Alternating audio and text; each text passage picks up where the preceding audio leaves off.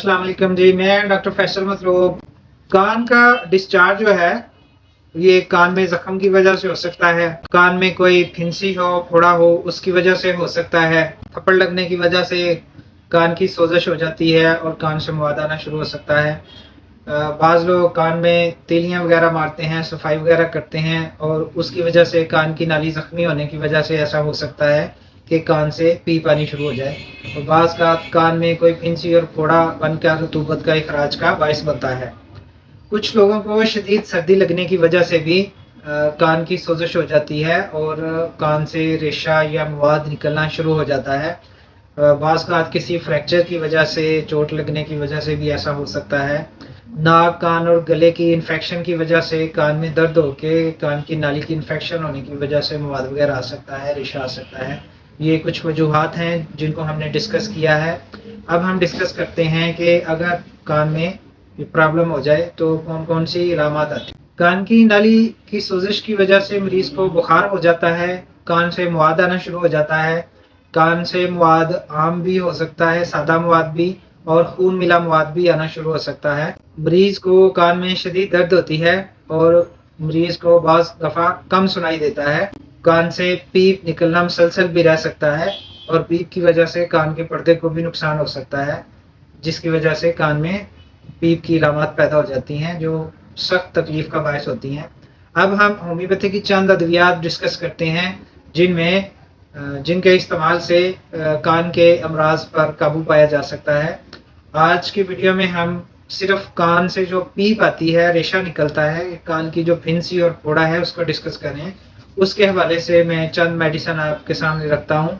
इन medicine को इस्तेमाल करने से कान के अमराज को बेहतर किया जा सकता है।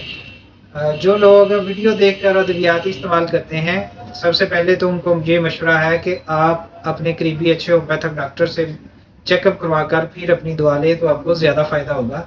और अगर आपने वीडियो से मेडिसिन सेलेक्ट करनी है तो जिस मेडिसिन की आप में इलामत हैं सिर्फ वही मेडिसिन इस्तेमाल करें, इससे आपका मर्ज़ बेहतर हो जाता है।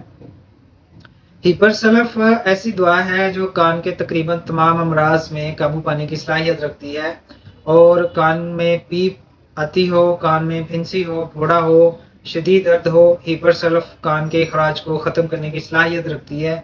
ये 200 ताकत में आप सुबह दोपहर शाम इस्तेमाल कर सकते हैं। इससे कान के मरीज़ ठीक हो जाते हैं। इसमें जो इलामात आती हैं वो इस तरह हैं कि मरीज़ के कान से रतूबत निकलती है, ये बदबूदार होती है और ये फिंसी और फोड़े की रतूबत होती है। और हिपरसलफ का जो मरीज़ है उसके कान के बाहर या कान के पीछे भी फिंसी वगैरह बन जाती है। ये हिपरसलफ की खास अलामत है, इसको इस्तेमाल करने से बेहतर हो जाता है। कान की नाली की सोजिश हो और दायमी रेशा आता हो, पीप आती हो, तो ये काली म्यूर की अलामत है। इससे मरीज को कम सुनाई देता है और कान में शोर शोर सुनाई देता है और काली म्यूर के इस्तेमाल करने से ऐसे मरीज ठीक हो जाते हैं। मर्ग साल भी कान की पीप को ख़त्म करने में इस्तेमाल की जाती है। इसकी पीप गाढ़ी होती है, बदबूदार होती है और ये खून मिली होती है और कान में शदीद दर्द होता है। मर्ग साल के इस्तेमाल करने से ये अलामत बेहतर हो जाती है। अगर आपके कान से तेजाबी मवाद या पीप आती है जो कान को छील देती है, जख्मी कर देती है, तो उसके लिए टेलोरियम दवा बेहतरीन रिजल्ट देती है। टेलोरियम के इस्तेमाल करने से मरीज़ की ये अलामत बेहतर हो जाती है। हाइड्रास्टस भी कान की इन्हीं अलामत में इस्तेमाल होती है। हाइड्रास्टस में पीप जैसी रतूबत आती है, कान की नाली की सोजिश होती है, बहरापन होता है और मरीज़ को कान में गरजदार आवाज़ें सुनाई देती हैं और मरीज़ खुद ऊंचा बोलता है ताकि उसकी आवाज़ सुनी जा सके।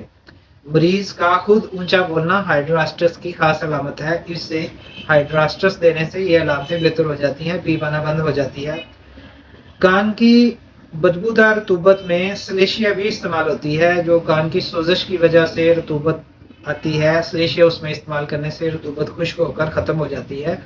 सलेशिया छोटी ताकतों में रतूबत को पकाकर बाहर निकाल देती है और बड़ी ताकत में रतूबत को खुश्क करने के लिए इस्तेमाल होती है। हिपरसलफ भी इन्हीं अलामत में इस्तेमाल हो रही है। बहरापन के साथ अगर कान से रतूबत आती है तो ये रतूबत कभी खून मिली भी हो सकती है। ये कलकेरिया सलफ की अलामत है। ऐसे मरीज को आप कलकेरिया सलफ इस्तेमाल करवाकर बेहतर कर सकते हैं।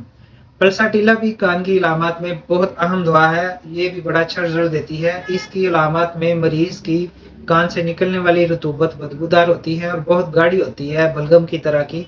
येलो कलर की ख़ास तौर पर, और पल्साटीला के मरीज़ की सुनवाई मुतासर हो जाती है, ये कम सुनता है। तो ऐसे मरीज़ को आप पल्साटीला इस्तेमाल करवाएँगे तो ये कान की रतूबत को ख़त्म कर देती है।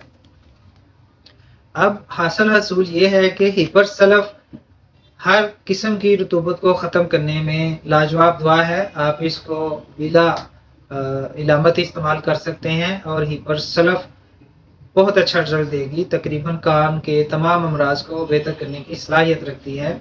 ये चंद अद्वियात आपसे डिस्कस की हैं। इनके अलावा भी होम्योपैथी में काफ़ी अद्वियात हैं जो कान के अमराज़ में इस्तेमाल हो सकती हैं। दुआ में याद रखिएगा। आज के लिए इतना ही। अल्लाह हाफ़िज़।